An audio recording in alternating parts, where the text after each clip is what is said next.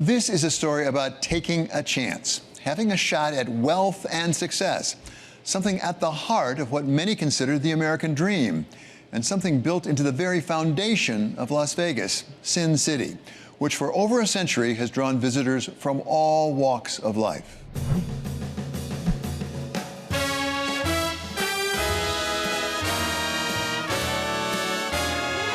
What brings me to Vegas? Well, my husband and I were married here. We're here on a girl's birthday trip. we came here to party. We partied. You see, we've got pirates coming from all around the world.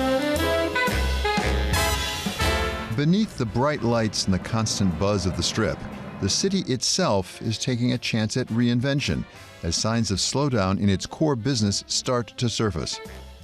To understand the Las Vegas of today, you have to go back to where it all began.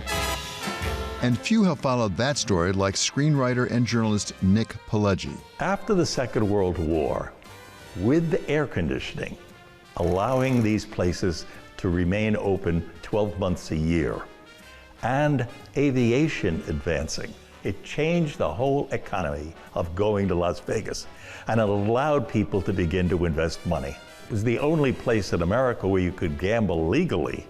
Every illegal bookmaker all around the country, all of whom were fully operational and had all the political and police connections they needed to operate in the open, really. They all went to Las Vegas where they were legit. It was an amazing moment. It was the start of the infamous mob era, a world Pileggi would later chronicle in the Academy Award-nominated film Casino. Who could resist? Anywhere else in the country, I was a bookie, a gambler, always looking over my shoulder, hassled by cops day and night. But here, I'm Mr. Rothstein. I'm not only legitimate, but running a casino. And that's like selling people dreams for cash. All of us have heard about the time of the mob in Las Vegas. How much of that is myth and how much of that is reality? Well, it's mostly reality. When it came time to open casinos maybe, or expand casinos in Las Vegas because of air conditioning and the new aviation, where were you going to get that cash? Who was going to invest? Banks were not investing in casinos because casinos were immoral. So you couldn't go to a real bank. You couldn't go to Jamie Dimon and say, I need $200 million. So the only cash you really had came in cash from the men who had originally made their wealth in Prohibition. And they were doing legitimately what they had been doing basically illegitimately. It's really a sort of slice of the free enterprise system at work. And it just kept getting bigger and bigger until it got so damn big, the government said they're making too much money, and the government legalized illegal gambling and has taken it over. And of course, not dealing with it as well as the mob guys did. From mob money to corporate capital, Las Vegas kept evolving. But now, in the age of online gambling, when a casino fits in your pocket, what's next? Fed President Mary Daly oversees the Federal Reserve's Western region. The economy of Las Vegas is the kind of economy that if the U.S. sneezes, it usually gets a cold, or maybe the flu.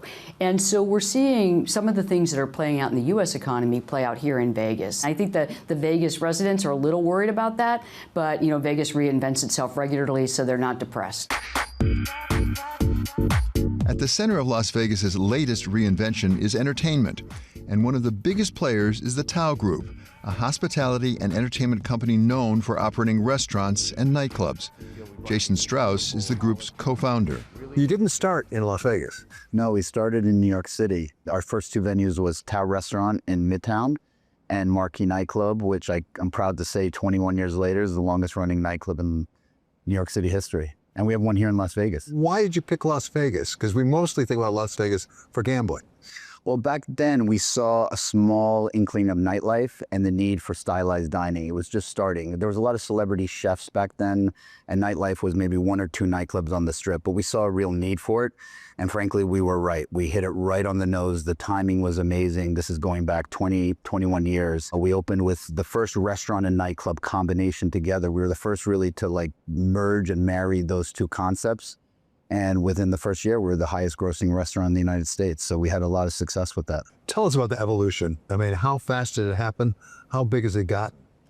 Oh man, in 20 years, it's been an evolution. When I was out here, maybe 2 or 3 nightclubs. We now have 16 to 17 venues on the Strip, depending on how you classify a lounge or a day club or a nightclub. Now this is the nightclub capital of the world and the stylized dining capital of the world. Is it continuing to grow? I mean, what's been the pattern of growth, just measuring by how many people you have coming?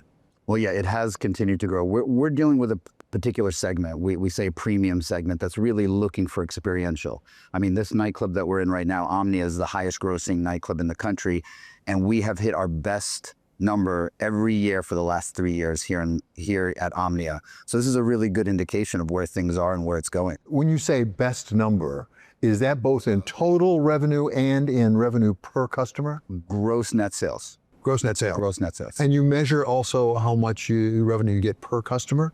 Yeah, there's a price point, there's a price per head, but that differs on day of the week. You know, there's a different customer in Vegas every weekend based on convention, scheduling. So it depends on the time of year, who the talent is, sort of other factors that come into town, if there's a UFC fight in town. So all those things factor into different sort of per head numbers. A lot of the people who follow Bloomberg are concerned about business cycles. They go up and they go down.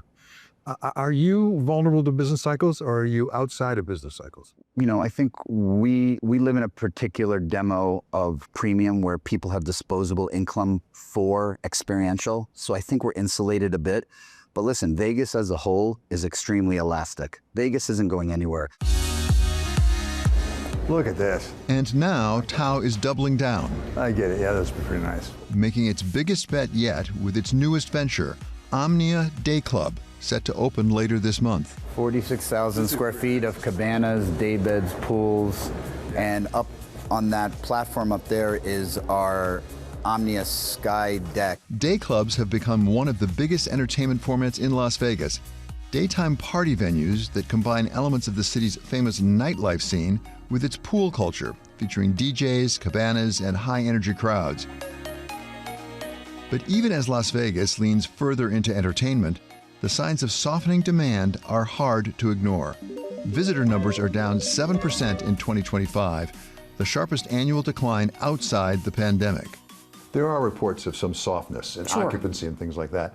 How true are they? Because you monitor these things. What do you look at? It's definitely weaker than it was last year, and that they have many factors that are affecting it. There's international tourism has just dropped to the United States. Then you have, the households who are making 50th percentile or less in household income, they're just making trade-offs. They have to. Gas prices are higher, other goods and services are higher, and they get here and they're like, okay, I'm going to pay for this experience, this show, but maybe I'm not going to spend as much at restaurants. Maybe I'll bring food into my hotel room. And so other aspects of this are hurting a little bit. But again, Las Vegas is used to this. In a city built on volume and discretionary spending, even small pullbacks can have an outsized impact. Since the pandemic, Las Vegas unemployment has remained roughly a percentage point above the national average. As you look from your perch at the Federal Reserve at the economy of Las Vegas, what are the major component parts? What do you really pay attention to? There's gaming, obviously, and you say not so much gaming, some other things. Yeah, so I look at travel and leisure. So what are they doing in travel and entertainment? How are these different pockets doing? Then I also look at technology, and not so much the coding and things, but the infrastructure. Are they attracting investments in things like data centers, or they have a technical, interest here? They want to build technology out because it's just a great place to put technical things. So they're working on that. Then there's all the support parts of the economy that are here to help the gaming and entertainment industry thrive. So even if you're not directly working in travel and leisure on the Strip, you're actually supporting the broader economy by doing distribution and supplies. And so their economy is really built on that. But if you ask what's the one thing they would get worried about, it's are the flights coming in, are the guests coming, because that drives a lot of their economy. The technology is something they're looking to build to, but it's not something that's driving their economy. We see a lot of development always in Las Vegas. You said it's always reinventing itself. And it is always reinventing itself. Big buildings getting torn down and big buildings being built up. One of the things we've heard is that Las Vegas has been sort of advanced in minimizing the regulatory constraints, the permitting of things. And we've talked to people who say they're building things here much faster than they would in some other parts of your district, Yes. like Los Angeles or San Francisco. Absolutely. How true is that? It is true. So one of the things that we know is that, there's federal laws about zoning and other things, but most of the zoning and where you can build and how you can build and what kind of light fixtures you have to have, that all comes from localities or states. And Vegas, because they need to reinvent themselves and bring these new buildings along, that's part of their attraction. They have to be faster, they have to be better, they have to be less expensive. That combination of speed, quality, and affordability sets Las Vegas apart. And Jason Strauss says it's why projects at the size and scale of Tao's new day club can happen here. Well, I don't think I need to tell you anything more. You can just look at where we are and how we are just dead center of the middle of the Strip. All the famous lights and sound that make Las Vegas Strip famous, we're right in the middle. And here on the Omnia Sky Deck, you're completely immersed in it. You can have food and drink. You can enjoy it any day of the week, open 7 days a week. And this, we think, is going to be a really special experience. It's experiences like these that have long drawn people to Las Vegas, a city built on reinvention, risk, and the willingness to take a chance on what comes next. I think it's the most American thing we've got. Isn't it? I mean, it's kind of frontier. It has the cowboy world to it. Everybody's got a shot. It's sort of like, it's America in miniature. Because so many different people go there, right? From all over the country. So it's like an America for America.